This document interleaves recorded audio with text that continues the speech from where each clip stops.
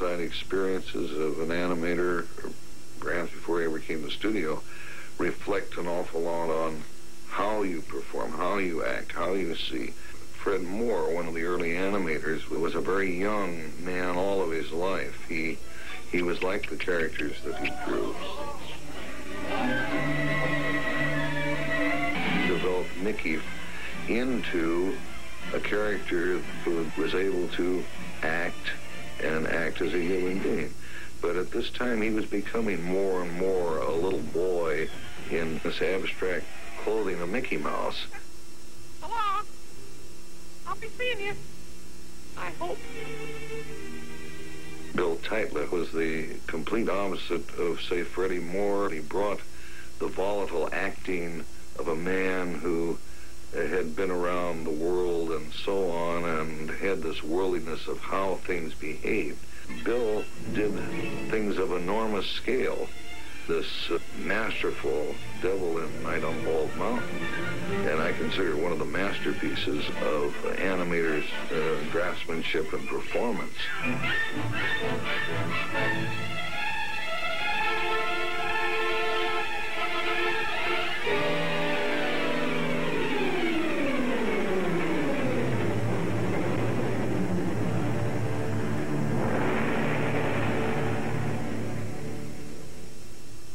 Most of we animators get awfully involved with our characters, and I think Bill Titler got involved about as much as anybody I ever knew.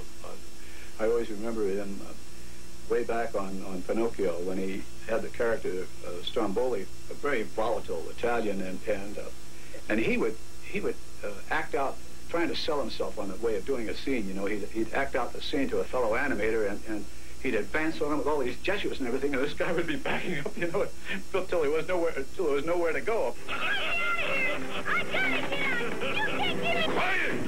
Shut up! Before I knock you silly! I'll get involved the same way, but, you know, in different ways. So, you know, like with Madame Medusa, you become Madame Medusa sometimes, and you act out, not for the people, but I'd act it out for myself, you know, and I'd go through what she's going to do, and when she very tenderly kisses this alligator. Snoops, you don't have a way with children. You must gain their confidence, make them like you. Yeah? How do you do that? You force them to like you, idiot! I feel that I could animate anything in the world. See that I'm not limited by my size or my weight or my sex or anything. I can do anything, you know. There's nothing I couldn't do if I had a good piece of material. The Prince in Sleeping Beauty was about the most uninteresting and almost to the point of calling it odious task I've ever faced. This Prince was really a nothing. Now, Peter Pan, I didn't really enjoy him too much, but he was interesting from his weightless characteristic until I got that all figured out, and then he just became a chore, like almost as bad as the Prince.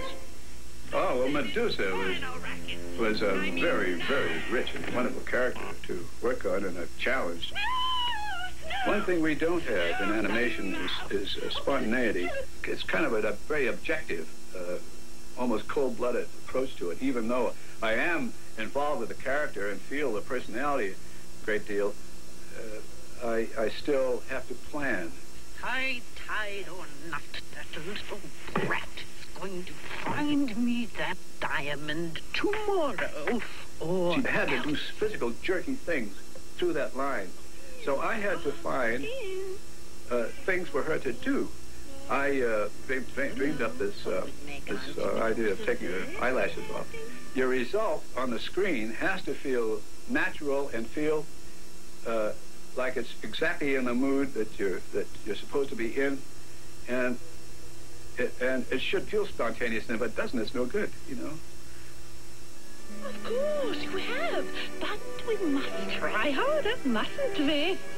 For most of my animation career, I was lucky enough to work on so-called personality characters, developing, like Jiminy Cricket.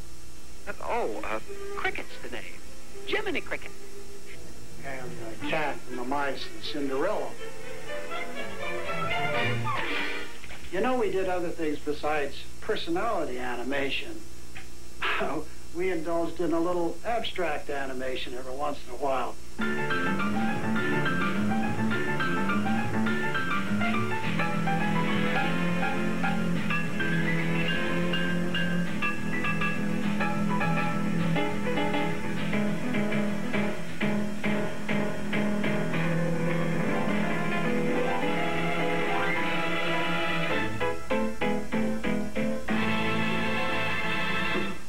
Many examples where we deviated from the little cutesy pie bunnies looking out from behind a tree.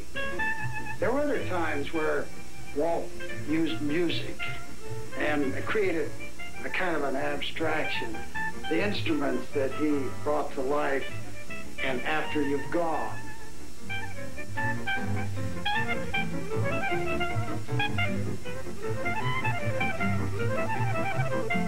And the use of the soundtrack in The Three Caballeros, which is purely abstraction. It merely took the soundtrack and kind of animated to it. And this wasn't a real personality character. This was something quite different and very pleasing. It might look at times like an Indian rug, but it even got laughs.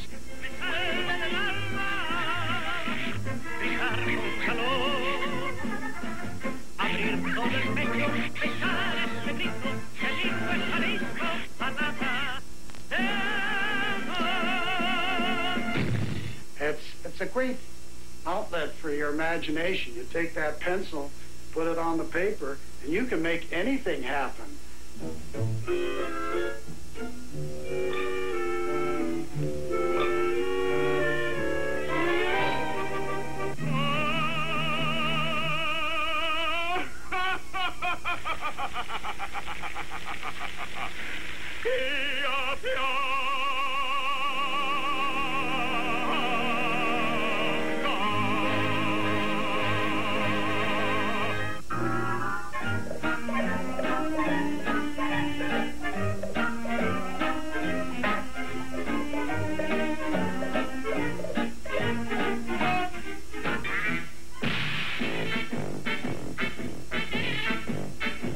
The big shocker came with Dumbo, early 1940, 39, with that famous pink elephants on parade.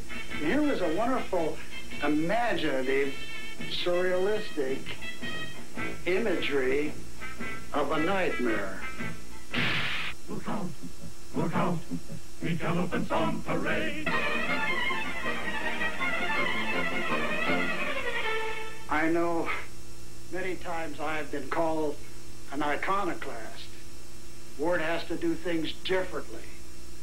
Really, when I analyze it, that was my way of working. Sometimes I had to do it because of sheer boredom. When you animate, it takes so long to do things, and you do things the same way many times, and I kept saying, what's a new approach to this problem? And it had its drawbacks. I made a lot of mistakes. But I made a lot of innovations, don't forget that. We have stars to guide us, guitars here beside us, to play as we go. To me, it was a rewarding experience because I got to use my imagination more than I had ever been allowed to use it before. There was always a rivalry, always a competition. But the genius of Walt in respect to this was the fact that he kept all of these varied personalities working together without killing one another. Stay tuned. Walt Disney Presents will be right back. It's really animation in 3D where they program movements in sync with sound. I'm here with Imagineer Bruce Long at Epcot. So, any of these guys ever go nuts on you?